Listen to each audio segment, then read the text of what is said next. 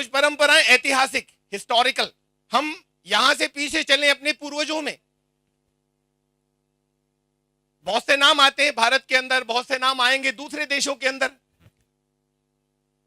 और पीछे चलें तो मानवता सिमटती जाएगी। अभी इस पर तो हम मान लीजिए कि कुछ मतभेद हो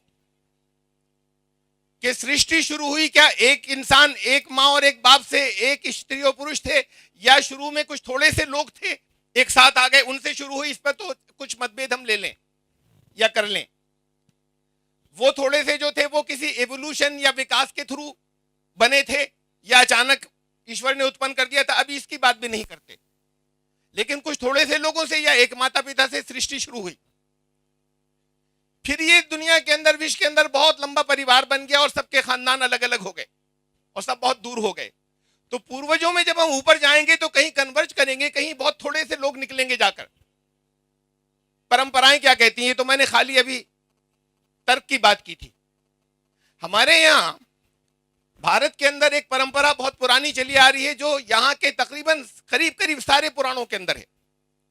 उसके कुछ बीज वेदों में भी मिलते हैं इशारे, शतपथ ब्राह्मण के अंदर भी मिलते हैं।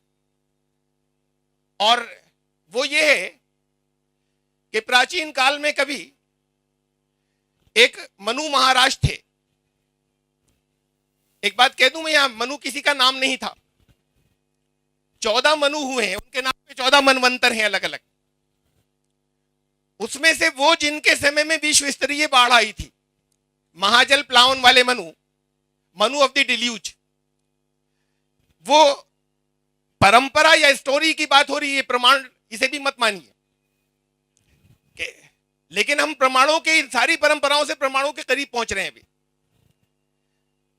और ये परंपरा ऐसे है जो बहुत से पुराणों के अंदर आई और शतपथ ब्राह्मण में भी आई कि सारे विश्व के लोग पापी हो गए उनके समय में। तो ईश्वर ने कहा कि अब प्रकोप आएगा, जल प्रलय आएगी, पानी की कयामत आएगी, सारा विश्व डूब जाएगा, सबका संहार हो जाएगा, और मनु तुम एक नौका बनाओ, उस पर अपने अनुयायी जो थोड़े से तुम्हारे मानने वाले हैं उनको सवार कर लो, सिर्फ ये बचेंगे, विश्व स्तरीय जल प्रलय होगी, बाकी फिर कोई बचेगा नहीं, कोई जीवित नहीं बचेगा। जानवरों का जोड़ा चढ़ा लो एक एक, ताकि सृष्टि फिर से शुरू हो। पेड़ पौधों के बीज रख लेना। वो बाढ़ आई, जल प्रलय आई, बहुत दिनों तक वर्षा भी होती रही, बहुत दिनों तक धरती से भी पानी उबलता रहा, समुद्र का स्तर ऊपर ऊंचा हो गया, सब खत्म हो गए, सबका संहार हो गया। अब बचे सिर्फ जो कश्ती वाले थे, मनु महाराज और उनके साथ कुछ लोग। भारतीय परंपरा में उन्हें कहते हैं हम, यहां पर उन्हें कहा जाता है, वो जो साथ में कुछ थे सप्तऋषि, यानी 7 नर नारी जो उनके साथ थे, सप्तऋषि। एक प्रश्न तो मैं यहां पर सामने रखता चलूं, फिर मैं कुछ और बात करूंगा। इस परंपरा को मैं दूसरी जगह पर हम तलाश करेंगे, लेकिन एक प्रश्न में लेता चलूं।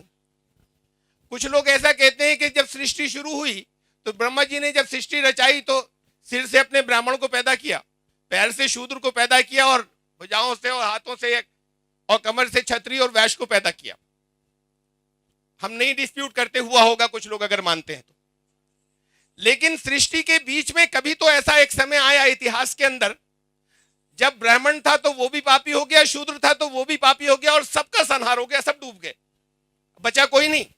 वैश्य भी डूबा, क्षत्रिय भी डूबा, ब्राह्मण भी डूबा और शूद्र भी डूबे, सब खत्म हो गए, सब पापी थे, बचा कौन? मनु महाराज और सप्त ऋषि, 7 नर नारी जो ऋषि थे। अब वहां से सृष्टि दोबारा शुरू हो रही है।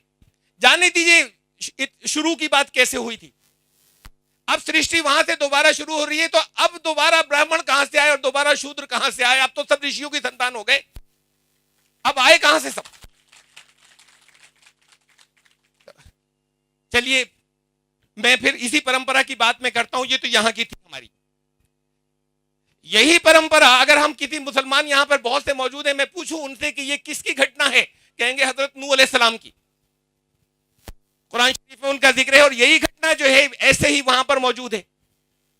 यही घटना में आप किसी क्रिश्चियन से बात करें, कहेंगे कि ये नोहा की है, NOAH, नोहा की है ये। उस बाइबल के उस हिस्से को जो ओल्ड टेस्टामेंट है जिसमें यही घटना मौजूद है, उसे यहूदी ज्यूस भी मानते हैं और उसे क्रिश्चियन और ईसाई भी मानते हैं। ये सब मिलाकर दुनिया के आस्तिकों के, मैं उन्हें जाने दीजिए कि जो कहते हैं ईश्वर नहीं है, मैं उनकी बात कर रहा हूं जो आस्तिक हैं।